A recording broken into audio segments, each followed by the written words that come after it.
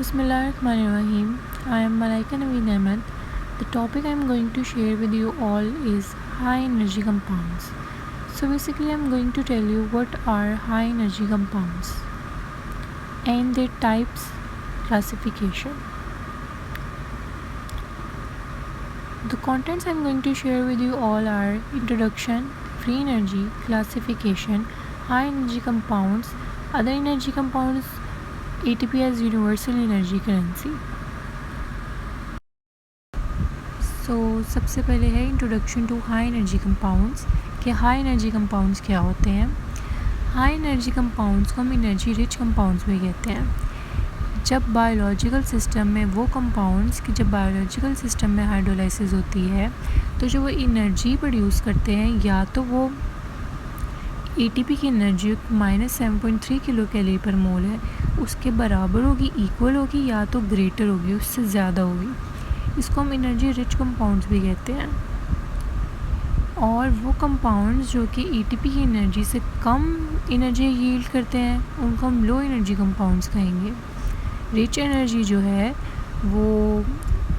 Compounds जो हैं वो ATP की एनर्जी के बराबर या उससे ज़्यादा एनर्जी यील्ड करेंगे, लेकिन जो लो एनर्जी कंपाउंड्स हैं वो ATP की एनर्जी से कम एनर्जी यील्ड करेंगे। अब यहाँ इन्होंने कहा है कि जो हाई एनर्जी कंपाउंड्स हैं ये फॉस्फेट कंटेन करते हैं। सारे हाई एनर्जी कंपाउंड में फॉस्फेट होता है सिवाय एसिटाइल कोए के, इनको हाई एनर्जी कंपाउंड्स कहते हैं। और जो बॉन्ड्स इनके दरमियान में होते हैं उनको हाई एनर्जी बॉन्ड्स कहते हैं। बॉन्ड्स जो होते हैं वो हाई एनर्जी बॉन्ड्स होते हैं। अब इसके आगे है फ्री एनर्जी कि फ्री एनर्जी क्या होती है। फ्री एनर्जी वो एनर्जी होती है जो एक्चुअली अवेलेबल होती है, वो एनर्जी इसको हम यूटिलाइज़ कर सकें, इस्तेमाल कर सकें वर्क के लिए। जो एनर्जी हमारे पास वर्क के लिए अवेलेबल है उसको हम फ्री एनर्जी कहेंगे। ठीक है, change in free energy is denoted by delta G से इसको डिनोट करेंगे और इसको गिब्स फ्री एनर्जी भी कहते हैं। एंडोगोनिक रिएक्शन के लिए एक एक्सोथर्मिक होता है, एक एंडोथर्मिक होता है। ये एंडोगोनिक रिएक्शन है, इसके लिए डेल्टा जी जो है वो पॉजिटिव होगा और एक्सोगोनिक के लिए नेगेटिव होगा। अब इसकी क्लासिफिकेशन है। क्लासिफिकेशन में बताया गया है कि जो हाई एनर्जी कंपाउंड्स हैं वो किन किन ग्रुप में क्लासीफाई हुए हैं। सबसे पहले पायरोफॉस्फेट्स आ जाते हैं। इसमें जो है एसिड एनहाइड्राइड बॉन्ड्स होते हैं और जो इसमें कंडेंसेशन होती है फॉस्फेट ग्रुप्स की या तो उनकी डेरिवेटिव्स की, और जो एनर्जी रिलीज़ होती है वो जो है वो हाई एनर्जी कंपाउंड की हाई एनर्जी रिलीज़ होती है। ठीक है, इसमें जो सबसे बड़ी एग्जांपल है वो ATP की आ जाती है। जो ATP एनर्जी रिलीज़ करता है वो -7.3 किलो कैलोरी पर मोल है। अब इसके बाद एसाइल फॉस्फेट है। एसाइल फॉस्फेट में क्या होता है कि जो कार्बोक्सिलिक एसिड है और जो फॉस्फेट ग्रुप है इनका रिएक्शन होता है और बॉन्ड बनता है, तो जो एनर्जी रिलीज़ होती है इसमें एग्जांपल आ जाती है 1,3-bis फॉस्फोग्लिसरेट की। अब इसके बाद इनोल फॉस्फेट है। इनोल फॉस्फेट में क्या होता है कि इनोल फॉस्फेट बॉन्ड बनता है।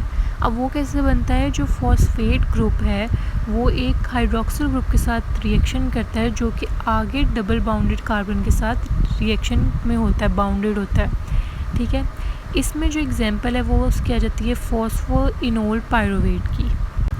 अब इसके बाद थायोल फॉस्फेट है। अब थायोल फॉस्फेट में क्या होता है कि फॉस्फेट हाई एनर्जी बॉन्ड नहीं होता, इसकी बजाय थायोईस्टर बॉन्ड होता है। अब थायोईस्टर बॉन्ड कैसे फॉर्म होता है, थायोईस्टर बॉन्ड जो है वो थायोल ग्रुप और कार्बोक्सिलिक ग्रुप जो आपस में रिएक्शन करते हैं तब बनता है। ठीक है, इसमें जो है एसिटाइल कोए आ जाता है क्योंकि इसमें फॉस्फेट नहीं होता। मैंने आपको पिछली स्लाइड्स में बताया था कि हर हाई एनर्जी कंपाउंड में फॉस्फेट बॉन्ड होता है सिवाय एसिटाइल कोए के, तो एसिटाइल कोए में थायोईस्टर बॉन्ड होता है।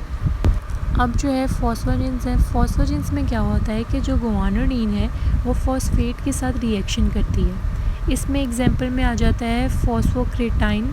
ठीक है, वो फॉस्फोजिन जो है उसकी एग्जांपल है। ये थी इसकी क्लासिफिकेशन 5 ग्रुप्स में।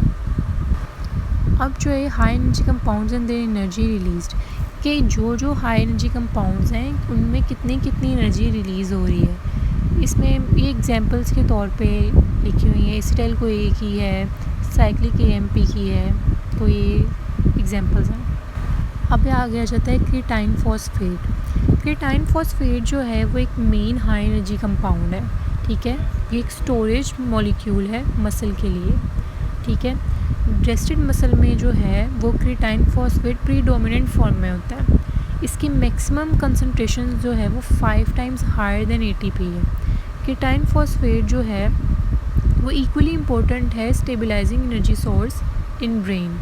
It has suggested that high energy phosphate help to maintain membrane potential. से इसके फंक्शंस बताए गए हैं कि इसके जो बेसिकली फंक्शंस क्या क्या हैं। Participate in neurotransmitter release, contribute to calcium homeostasis and play important roles in neural migration, survival and apoptosis. अब इसके बाद है ATP as universal energy currency. अगर हम नॉर्मली एनर्जी के बारे में सोचें बायोलॉजिकल सिस्टम में, तो हमारे दिमाग में सबसे पहले जो है एटीपी आता है। जो एटीपी है वो एक यूनिवर्सल एनर्जी करेंसी है। एटीपी जो है एडिनोसिन ट्राइफॉस्फेट, इसमें जो है एडिनोसिन होती है और 3 फॉस्फेट होती है और एक शुगर होती है, ठीक है, पेंटोज शुगर। जो एटीपी है वो एक main important high energy compound है, ठीक है। इसमें जो है 2 फॉस्फो एनहाइड्राइड बॉन्ड्स होते हैं और जो कैटाबॉलिक रिएक्शन है वो एटीपी देते हैं, और एनाबॉलिक रिएक्शन जो है वो हाइड्रोलाइसिस से ऑफ एटीपी से एनर्जी लेते हैं। अब इसके बाद जो है वो एडिनोसिन ट्राइफॉस्फेट का उन्होंने स्ट्रक्चर बताया है। सबसे पहले इसमें एक बेस होती है, शुगर जो है पेंटोज शुगर राइबोज शुगर है, और 3 फॉस्फेट ग्रुप होते हैं।